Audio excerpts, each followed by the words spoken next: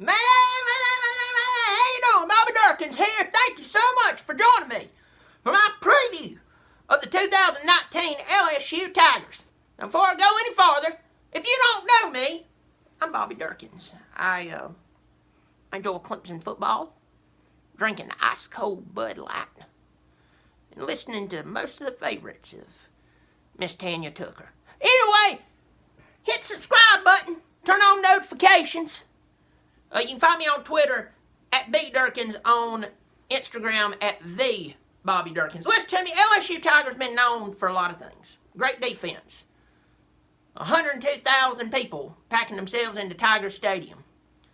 Drinking more alcohol than the body could possibly consume. Pickling their liver on every game day Saturday.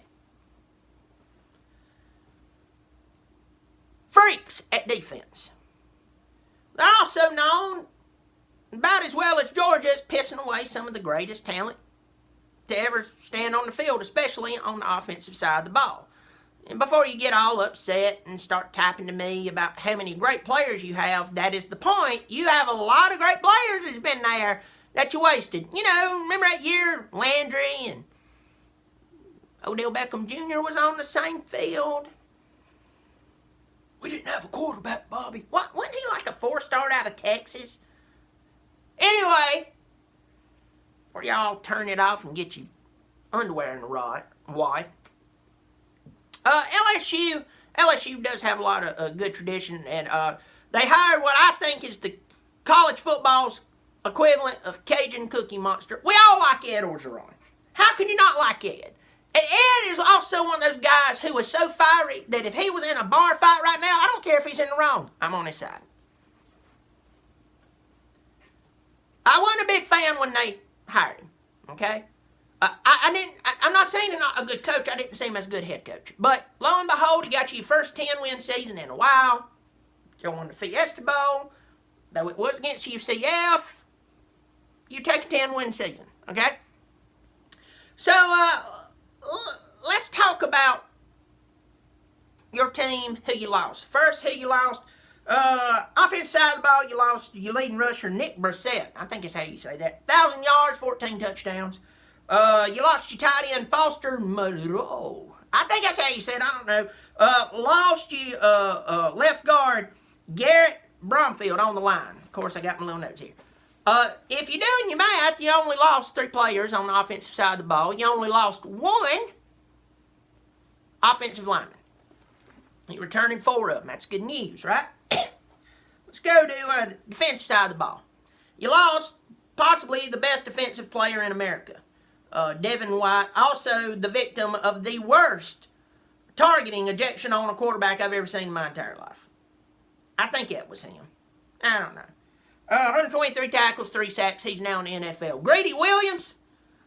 Grady has never been a given person. He's a very talented young man. He's off. And then you lost Ed Alexander, nose tackle. What does that mean for all you people who can count? That means you're returning 8 people on each side of the ball. That means out of the 22 starters, you got 16 of them coming back. Now, here's the deal. When I go any farther, I made my predictions. I'm going to say this. I'm going to say this because, to me, this is the problem with LSU football. LSU football does not have a problem with defense. You haven't had a problem with defense for the majority of the past 20 years. Yeah, majority. Okay? Your problem is, how can I put this in a way people can visualize it? Y'all don't show up with an offense that much. I know the players you've had on your offensive side of the ball. That's why us people who's not LSU folk are sitting here going, they should be winning these games. They shouldn't be blowing it. That guy is a first-round running back. Right there, he's got... Lord. Black lung or something. That guy is a really good running back. That's top-notch talent on the line. Some of the best wide receivers you've ever seen. You have to show up with an offense. So before I go through and waste my time telling you who I think you're going to beat and who I think you're going to lose to or toss-ups, you got to show up with an offense. And that's just not you. That's anybody who's going to play football. The reason them boys right there is doing what they've been doing, they showed up with an offense. There's been years they've had a really good defense, didn't have a good offense. Most years they've had a pretty good defense. Not a good offense. Things have changed. That's how they could drag Alabama in San Francisco. I'm sorry, Santa Clara, wherever that is.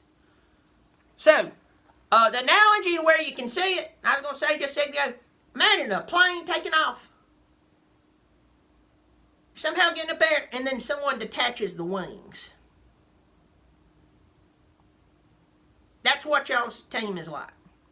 Your defense carries you up there, and it's time for the offense to take off, the wings falls off. That's how you lose to Alabama 29-0. That don't make sense. I don't even put that on the defense. Bobby, that's last year. We're talking about this year. Exactly. So before I sit here and waste my time, I'm going to go ahead and tell you, if you do not show up with an offense this year, let me stop there. If any team who has a really good defense does not show up with an offense who can put some points on the board, I ain't talking about 50 points per game. I'm talking about like 21. You get 3 touchdowns to 4 touchdowns out of a team, and they got a good defense, you're winning at least 10 to 11 games. Bobby, we won 10 games this past year. I'm talking about you'll do really well, okay? Just follow me. So, what's your season look like? Very first game, got a cupcake game. Fine with me. NFL, a bunch of whiny babies, they get exhibition, all right? I don't mind you getting a cupcake game. That's fine with me. Get the playbook, gets players, gets game time experience. Play Georgia Southern, you're going to win that game, you know it. And then you're at Texas. Texas, you're not back. That's not against Tom Herman. That's not against Texas. That's not against the Longhorn State itself. You're coming back, I think, but you're not back. I don't care what anybody's screaming on major television. LSU, obviously it's a trap game. You go down there and you don't play with an offense, you lose this game. This is my toss-up game. I'm actually going to give this game, I'm going to give this game to you. All right? It's a toss-up, so don't go down there and the offense not get off the bus. You play Northwestern State, isn't that cute? You'll beat them. You play at Vanderbilt. Listen to me, I don't care how many times a nerd lifts weights. He's still a nerd. Y'all going to beat Vanderbilt. Then you have an off week. Next week, you're going to play Utah State. Don't overlook them, but you're going to beat them. Then you're going to play Florida on homecoming. Here's the deal with Florida. Florida beat a Michigan team in their bowl game who I did not think Michigan was great overall. And then on top of that, they had a lot of their really good players sit out because they're going to the NFL. Did Florida really beat Michigan? No. Does Florida suck? No. I'm just going to tell you right now, because it's homecoming, I'm giving it to you. Once again, offense doesn't get off the bus, and they say up there pickling their liver with all you other 102,000, you lose this game. And it'd suck to do it on homecoming. At Mississippi State, you're winning that game. You play Auburn, sorry. Play Auburn. Auburn's a head scratcher. You never know. One week they look good, next week they look sucky. I believe you're going to win this because it's a home game.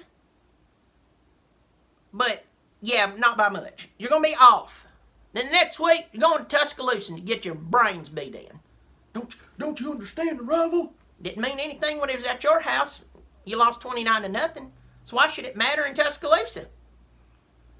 And until you prove to me that you've got an offense, you're losing.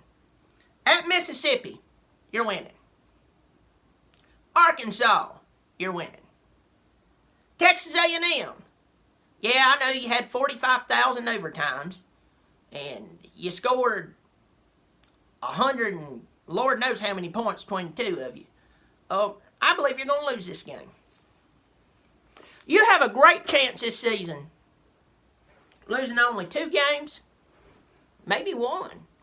But you also have a really good chance of losing 4 or 5. And it all hinges on whether you put the wings on the airplane or whether you detach them. Well, I'm Bobby Dirkens. Thank you so much for joining me.